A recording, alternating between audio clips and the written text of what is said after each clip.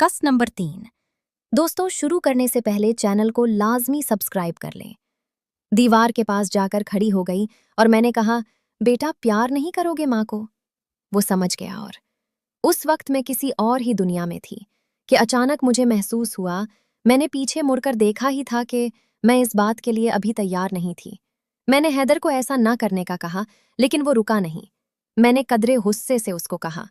उसने देखा कि माँ गुस्से में है तो दूर होकर कहने लगा, अम्मी, ऐसा भी क्या है कि मैं और सब कुछ कर सकता हूं मगर ये नहीं। मैंने कहा, अभी तुम बच्चे हो, तुम्हें नहीं समझ इन बातों की।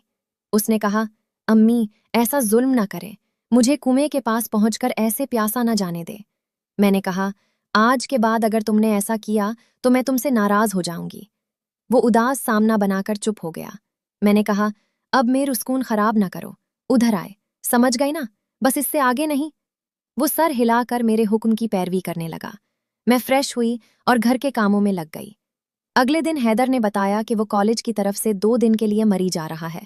मैं उदास हो गई ये सुनकर। अगले दिन हैदर चला गया। हैदर के जाने के बाद मेरे किसी काम में दिल नहीं लग रहा था। आज हैदर को गए दूसरा दिन था और मुझे बहुत अकेलापन महसूस हो रहा था। सारा दिन काम करते हुए मुझे हैदर की याद आ रही थी। रात को जब बिस्तर पर लेटी तो मेरे दिमाग में ख्याल आया कि हैदर से बात की जाए। मैंने उसको व्हाट्सएप पर मैसेज किया, क्या हाल है बेटा? हैदर, ठीक हूं अम्मी, आप कैसी हैं? मैंने कहा, मैं भी ठीक हूं। सोचा अपने बच्चे की खैरियत मालूम करूं।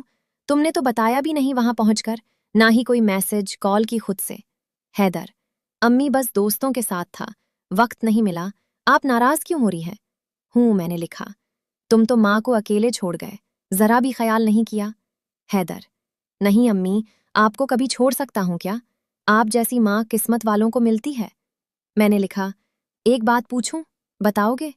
हैदर, जी आमी, क्यों नहीं, आप पूछे। मैंने लिखा, तुम्हें मैं क्यों अच्छी लगती हूं? हैदर, क्योंकि आप मेरी अम्मी हैं और मेरा बहुत ख्याल रखती हैं। मैंने लिखा, नहीं, मेरी मतलब मेरी क्या चीज़ पसंद है तुम्हें? हैदर, अम्मी, मुझे आप सारी ही पसंद है। मैंने लिखा, मतलब मेरी कौन सी चीज़ तुम्हें ज़्यादा पसंद है? हैदर, अम्मी, आपका सब कुछ ही कमाल का है। मैंने लिखा, सबसे ज़्यादा क्या पसंद है? हैदर, मुझे बोलने में शर्म आती है। मैंने लिखा, तुम मुझसे हर तरह की बात कर सकते हो, शर्माया ना करो। जब तुम ये सब, तो बोलने और बात करने में कैसी शर्म? हैदर, अम्मी, फिर भी आपसे शर्म आती है। मैं कोशिश करूंगा आपसे बात करने की। आपकी ऐसी बातें सुनकर ही मेरी हालत बदल जाती है। मैंने लिखा, क्या मतलब? पूरा पूरा नाम लिया करो, हुआ में बातें कर रहे हैं। जब मैंने बोला कि तुम हर तरह की बात कर सकते हो तो फिर शर्मा क्यों रहे? हैदर, अम्मी, वो। मैंने लिखा, क्या अभी भी वो जाग गया है तुम्हारा? हैदर, जी अम्मी। मैंने लिखा, फिर अब क्या दिल कर रहा है? वो क्या कहता है तुम्हें? हैदर, आपको मिस कर रहा है। मैंने लिखा, कितना मिस कर रहा है? हैदर, इतना कि आप पास हो और उसको। मैंने लिखा, बस हम यहां तक ही रहे तो अच्छा होगा, तुम समझते नहीं ये बात? हैदर, क्या कह सकता हूं अम्मी, फिर मैं जैसे आपकी मर्जी। मैंने लिखा, अच्छा अभी एक तस्वीर तो बनाकर दो। हैदर, अम्मी, मैं अकेला नहीं, रूम में और भी लड़के हैं। मैंने लिखा, नहीं, कैसे भी करो मगर तस्वीर भेजो, मुझे देखना है। मैं 2 दिन से उसको देखने को तड़प रही हूं, जल्दी दो तस्वीर। हैदर, अच्छा अम्मी, सब्र करें, मैं करता हूं कुछ। थोड़ी देर बाद हैदर का मैसेज आया जिसमें 2 तस्वीरें मुझे सेंड की, जिनको देखकर मैंने हैदर को मैसेज लिखा कि हैदर भी बाहर नहीं जाना। मैंने हैदर को वीडियो कॉल मिला दी। हैदर ने कॉल पक की। हमने बहुत देर तक बात की और फिर बहुत मुश्किल से कॉल को एंड किया हमने। मुझे पता है हैदर के बगैर ये 2 दिन काटना मेरे लिए कितना मुश्किल हो रहा था। किसी ने सच कहा था कि 40 साल के बाद औरत की ख्वाहिश बहुत ज्यादा बढ़ जाती है। सुबह घर के कामकाज बेदिली से करते हुए दोपहर हो गई। मैं खाना खाकर अपने कमरे में आई तो फिर से तलब बढ़ने लगी। मैंने हैदर को कॉल मिला दी। उसने मेरा नंबर बिजी करके मुझे मैसेज भेजा कि माँ, मैं दोस्तों के साथ शॉपिंग करने माल पर आया हुआ हूँ, अभी आपसे बात नहीं कर सकता। मुझे बताएं, मैं अपनी प्यारी जान मन माँ के लिए क्या लेकर आऊं? मुझे पता नहीं क्या सूझा। मैंने जवाब में मैसेज कर दिया कि बेटा, मेरे लिए अगर ला सकते हो तो और बड़ वाला जाली ही ले आना। हैदर का कुछ देर बाद जवाब आया, माँ, इसका क्या करोगी? मैं हूं ना, मैं तुम्हारी अगलाम, तुम्हारा खिलौना हूं माँ। मुझे कुछ समझ नहीं आ रहा था मैं क्या जवाब दूं। मैंने तो बस ऐसे ही कह दिया था ईवी के रिमोट के मुतबादिल इस्तेमाल करने को। खैर, मैंने जवाब में लिखा, प्यारे जंद जान बेटे, मानती हूं तुम हो, लेकिन मैं ऐसा नहीं कर सकती। ये मैसेज करके मैं कुछ देर हैदर के जवाब का इंतजार करती रही, लेकिन उसका जवाब नहीं आया। हो सकता है वो दोस्तों के साथ बड़ी हो गया हो या फिर मेरे जवाब से मायूस होकर नाराज हो गया हो। यही सब कुछ सोचते और आंखें बंद करके हैदर का तसव्वुर करने लगी, और कुछ देर के लिए मेरी आंख लग गई। औरत की हिस बड़ी तेज होती है।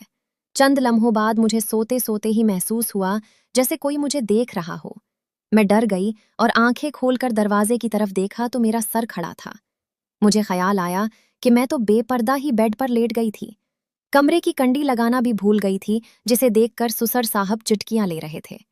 एकदम से मैंने घबराकर बेड पर पड़ी चादर अपने ऊपर ले ली। मेरे सुसर ने होलिया दुरुस्त किया और घबरा कर बोला, बेटी, मैं तो बिजली के बल का पूछने आया था कि आया कि नहीं, तो तुम्हें अजीब सी हालत में लेटे देखा। सोचा पत्ता नहीं तुम्हारी तबीयत ठीक भी है कि नहीं। मेरी अजीब सी हालत थी, शर्मिंदगी के मारे बुरा हाल था।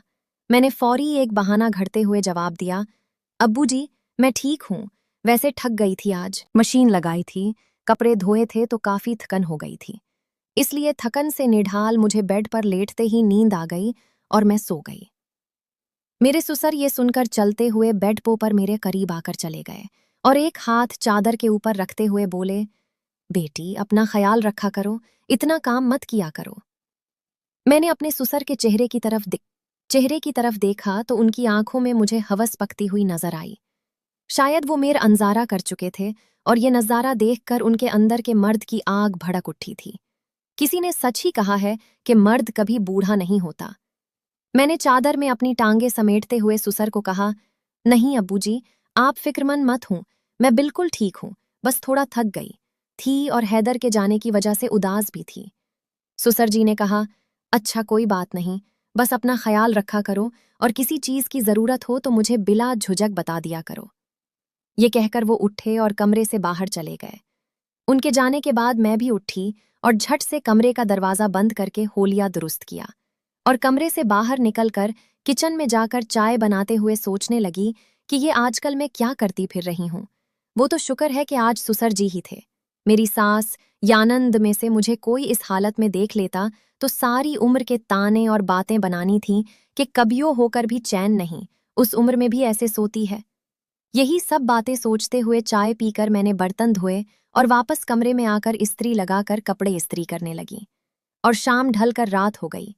कपड़े समेटकर अलमारी में रखे और फिर से किचन में जाकर फर्श पर बैठकर आटा गूंधने लगी कि सुसर साहब आ गए और उनकी नजरें मुझ पर थीं।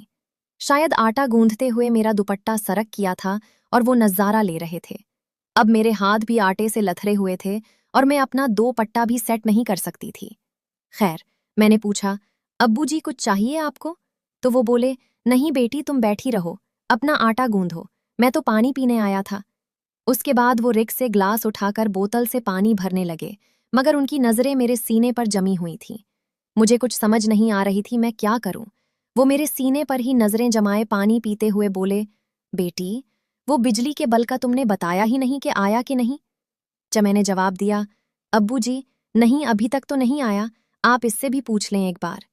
तो वो बोले, इससे मैंने पूछ लिया, वो कह रही है कि अभी नहीं। मैंने तेजी से आटे को हाथ मारते हुए समेटा और खड़ी हो गई। मेरे सुसर की निगाहें मुझ पर ही थीं। मैंने गूंधा हुआ आसारियक पर रखा और सिंक पर हाथ धोने चली गई। मैं सिंक पर हाथ धो ही रही थी कि मेरे सुसर ने रिक पर ग्लास रखने के बहाने, दोस्तों मजीद देखें किस्त नंबर 4 में, और इसके लिए हमारे चैनल को लाजमी सब्सक्राइब कर लें और साथ बेल आइकॉन को भी दबा दें।